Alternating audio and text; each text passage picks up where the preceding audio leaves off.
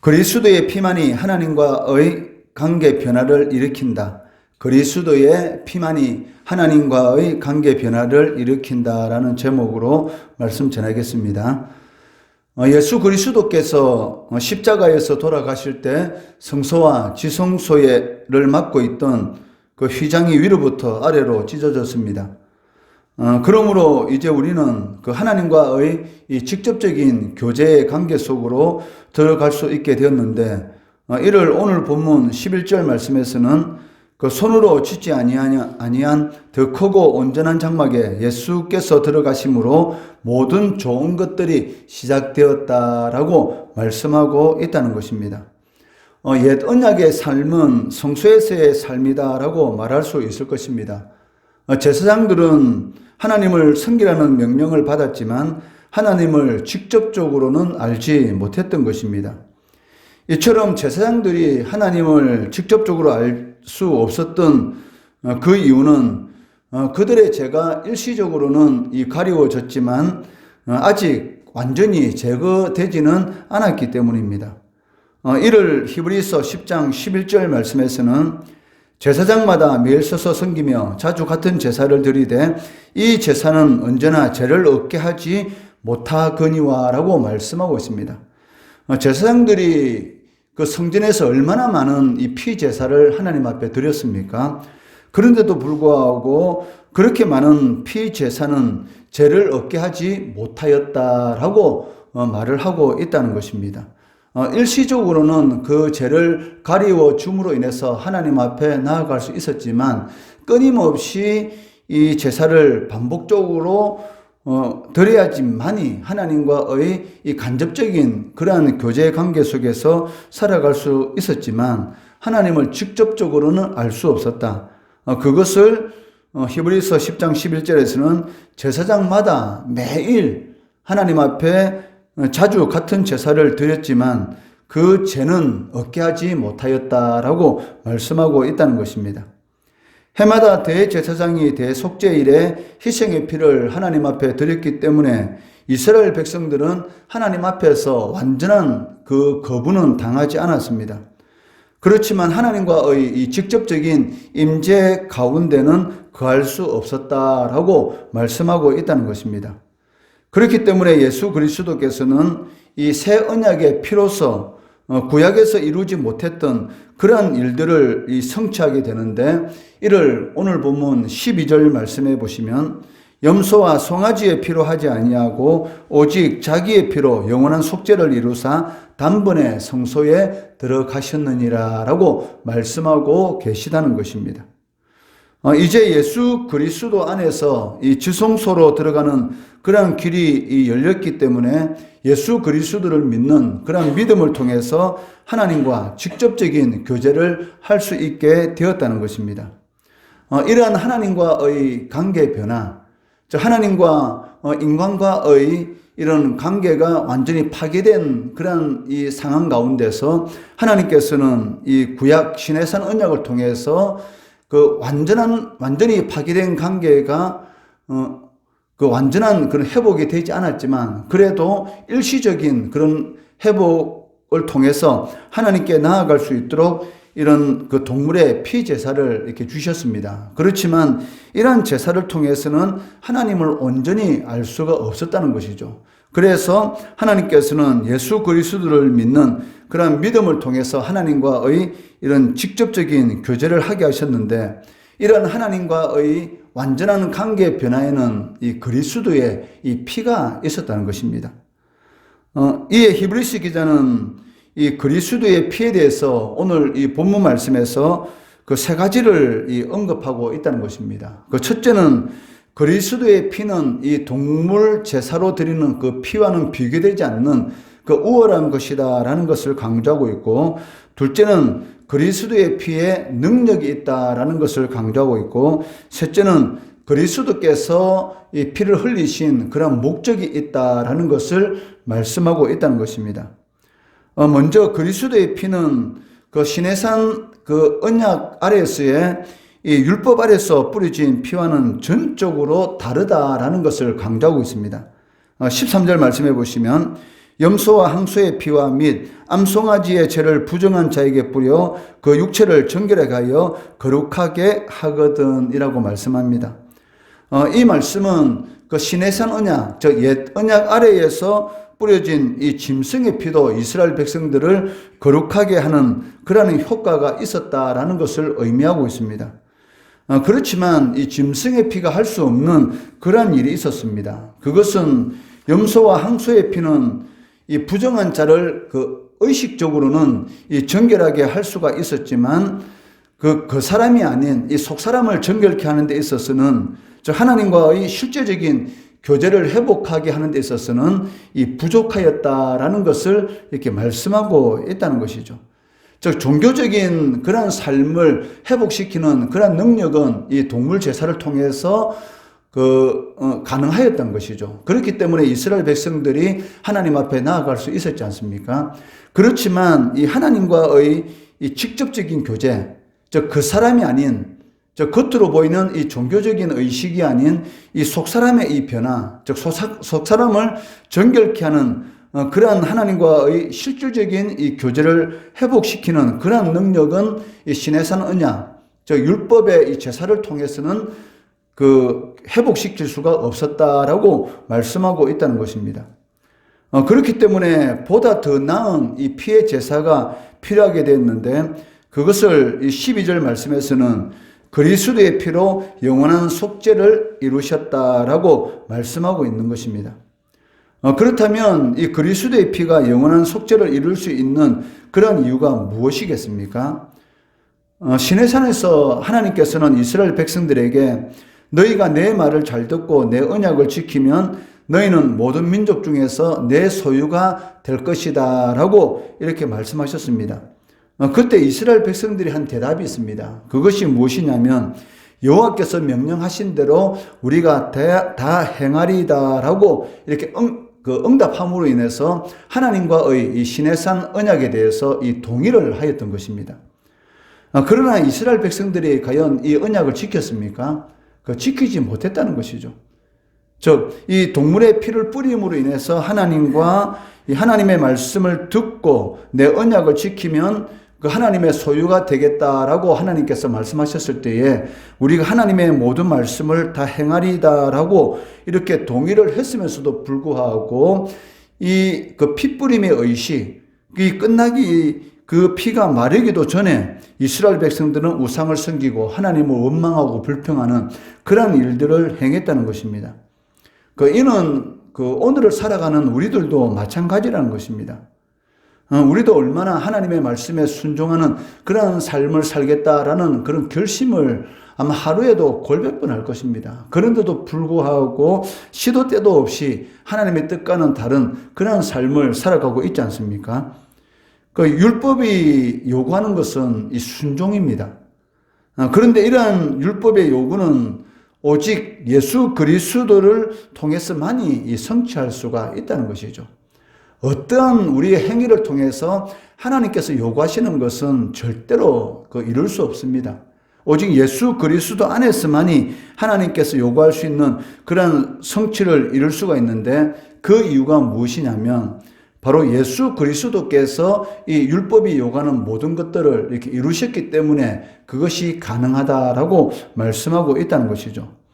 이를 14절에서 말씀하는데 그 14절 말씀해 보시면 하물며 영원하신 성령으로 말미암아 흠없는 자기를 하나님께 드린 그리스도의 피가 어찌 너희 양심을 죽은 행실에서 깨끗하게 하고 살아계신 하나님을 섬기게 하지 못하겠느냐라고 말씀하고 계십니다.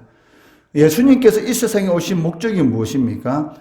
자신의 죽음을 통해서, 즉 자신의 몸을 드리는 그런 일들을 통해서 완전한 이 순종을 하심으로 율법의 요구를 이루기 위해서 이 땅에 오셨다라고 말씀하고 있습니다. 예수님께서는 하나님이 우리에게 요구하신 그런 순종을 드렸을 뿐만이 아니라 우리가 치러야 할 이런 형벌이 있습니다. 그것이 무엇입니까? 영원한 이런 지옥 형벌이란 것이죠. 즉 제4성 사망이다. 여기서 말하는 사망이라는 것은 세 가지를 의미한다고 말씀을 드렸습니다. 첫째는 하나님과의 관계가 깨어짐을 말하는 것이고, 또 육체적인 죽음, 사망을 의미하는 것이고, 영원한 지옥 형벌, 즉 영원한 사망을 의미한다. 즉 죄의 값은 영원한 사망이기 때문에 예수 그리스도께서 이 땅에 오셔서 율법이 요구하는 그런 완전한 이런 순종을 행하심으로 인해서 율법을 성취하셨는데, 그것이 바로 우리가 치러야 형벌을 감당하셨다라고 말씀하고 있습니다.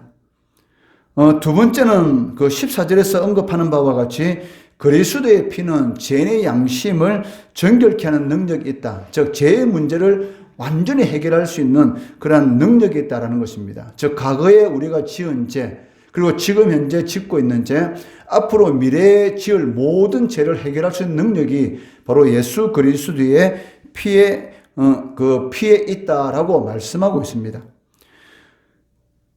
우리에게 있는 이 양심, 그 양심 때문에 이 드러나는 그런 세 가지 이 문제가 있습니다. 그것이 무엇이냐면 과거에 제약된 행위를 안다는 것이죠.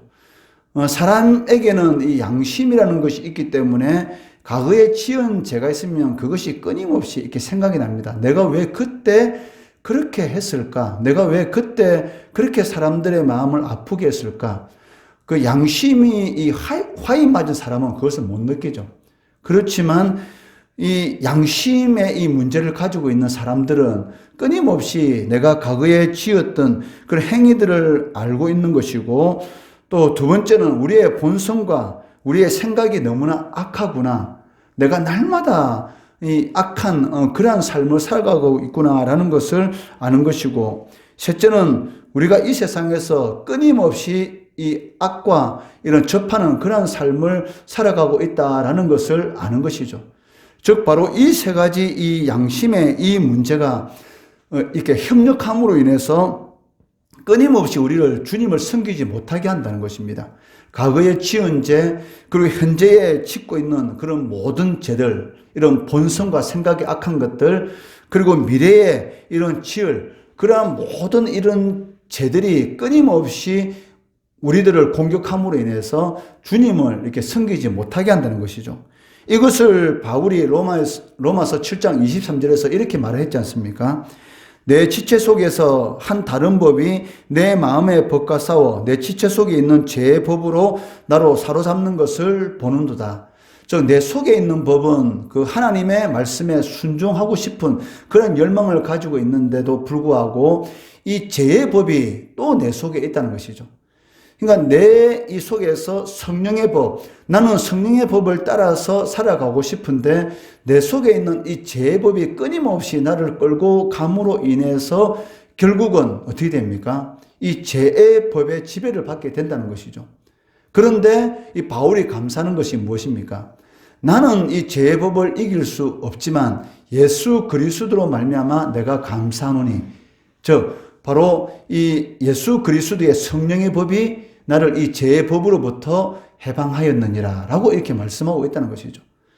그렇기 때문에 이 예수 그리스도 안에 있는 자들은 이 죄의 지배 아래에서 절대로 해방될 수가 없습니다. 그렇기 때문에 끊임없는 이 두려움과 이 고통, 공포 가운데서 살고 있기 때문에 이 세상에 있는 모든 것들을 자신의 것으로 이 가짐으로 인해서 이 두려움과 공포를 이기려고 하지만 사실은 이길 수가 없는 것이죠. 그렇기 때문에 극단적인 이런 죄를 행함으로 인해서 그러한 이런 공포를 벗어나려고 하지만 그것이 안 된다는 것이죠. 인간이 짓는 극단적인 이 죄가 무엇입니까?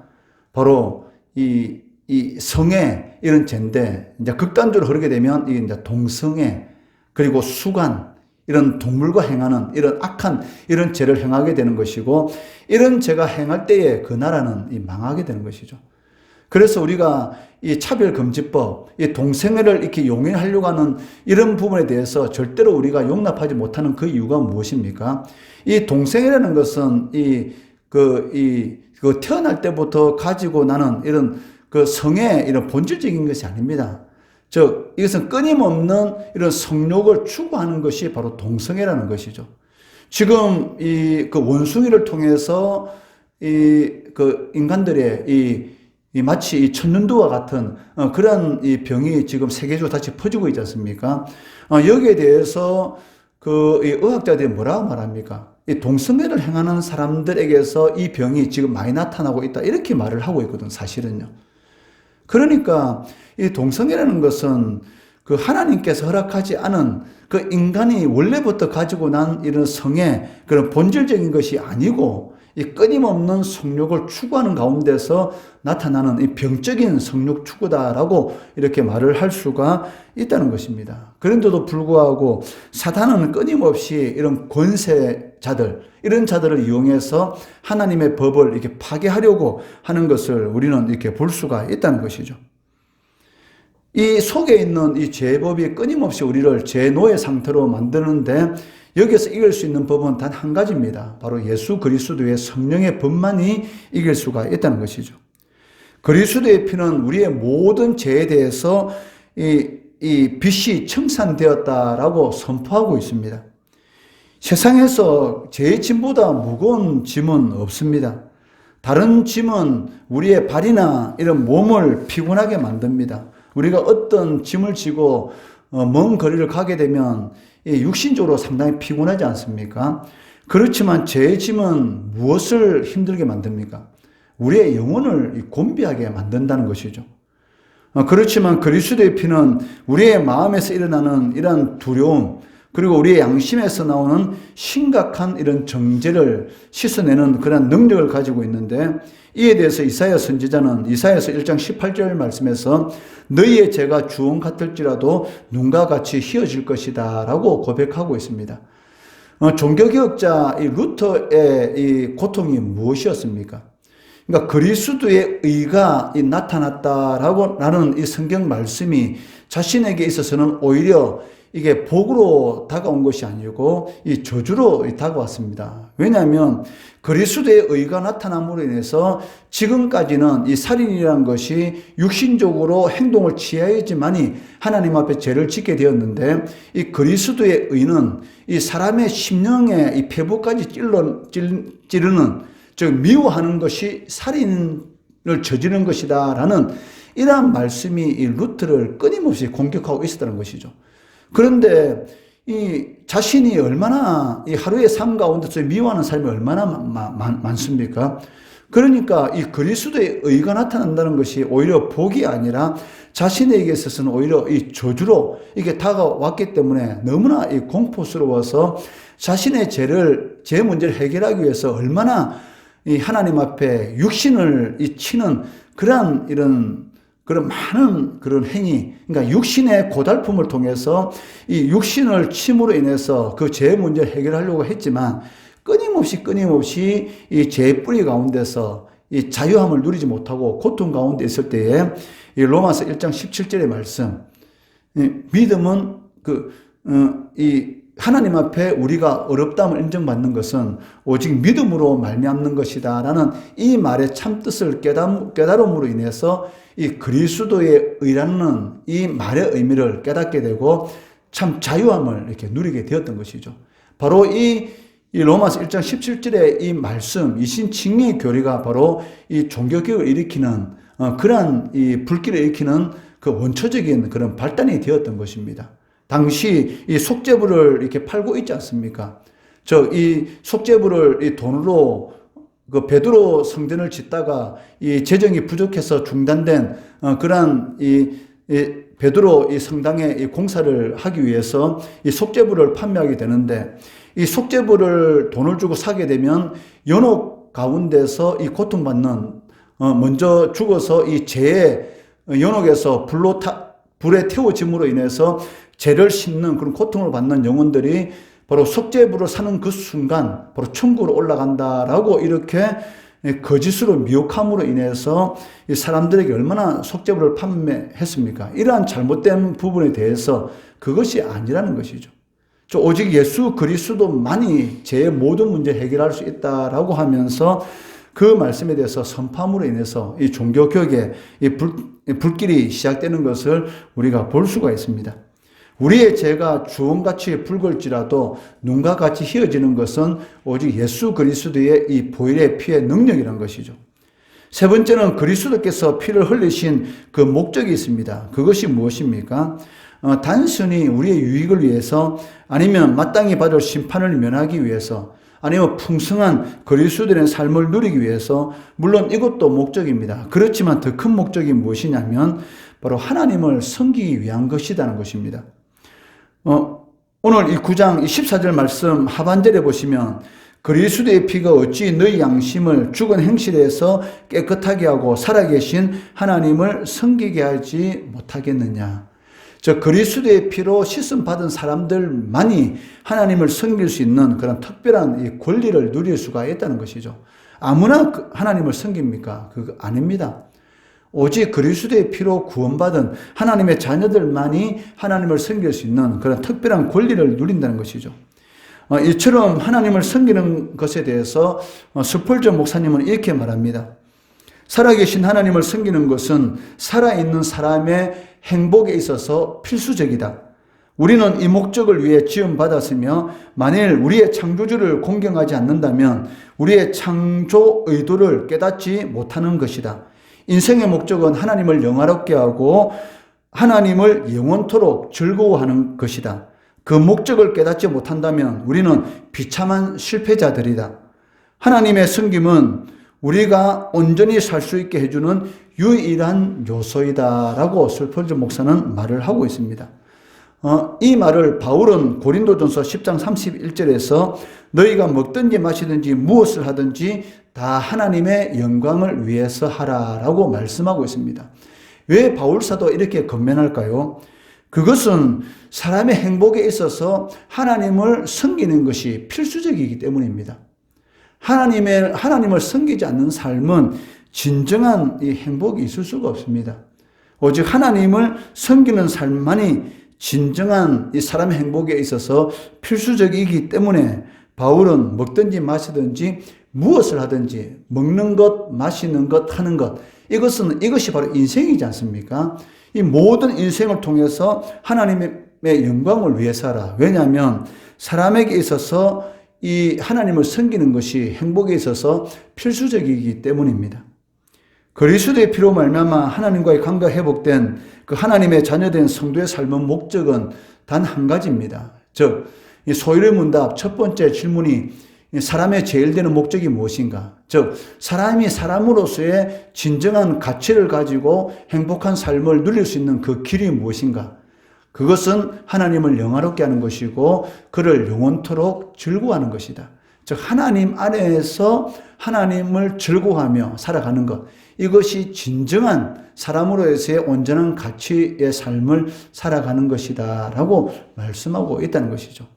그리스도의 십자가의 이 죽음, 이 은혜가 우리를 하나님 안에서 하나님을 영화롭게 하고 그리고 하나님을 즐거워하는 즉 사람의 행복에 있어서 필수적인 하나님을 섬기는 그러한 삶을 살도록 우리들에게 이러한 은혜를 베풀어 주셨습니다. 하나님을 섬기는 것 절대로 의무가 아닙니다. 이것은 권리입니다. 그리고 우리가 진정으로 행복하게 살 수 있는 그런 길이한 것이죠. 하나님의 말씀에 온전히 순종하시면 진정한 행복이 무엇인지를 깨닫게 되는 것이죠. 그것이 바울의 고백이지 않습니까? 자신이 세상적으로 좋은 것을 다 누릴 수 있는 그런 사람이었습니다. 그런데 부활하신 예수님을 만나고 보니까 자신이 가지고 있었던 그런 권력, 그리고 이 가문의 이러한 좋은 혈통, 그리고 그 많은 지식들, 이것이 들어온 배설물과 같다. 이렇게 말합니다. 왜? 예수 그리스도를 아는 지식이 가장 뛰어나다는 것. 즉 하나님을 섬기는 것이 사람의 인생에 있어서 사람의 행복에 있어서 필수적이었다는 것을 알게 되었던 것이죠. 그렇기 때문에 하나님께 베푸신 그 은혜가 얼마나 큰지 또 하나님을 섬기는 것이 얼마나 특별한 권리인지를 깨닫고 하나님을 섬기는 것이 힘들다 어렵다라는 생각이 아니라 내가 무엇인데 하나님께서 나에게 이런 은혜를 베풀어 주셨는가, 하나님을 섬길 수 있는 이런 큰 은혜를 주셨는가 감사하며 하나님께서 부르시는 그날까지 하나님을 잘 섬기시기 바랍니다. 그리고 행복한 그런 삶을 살아가시는 우리 성도 되시기를 주의 이름으로 축원합니다.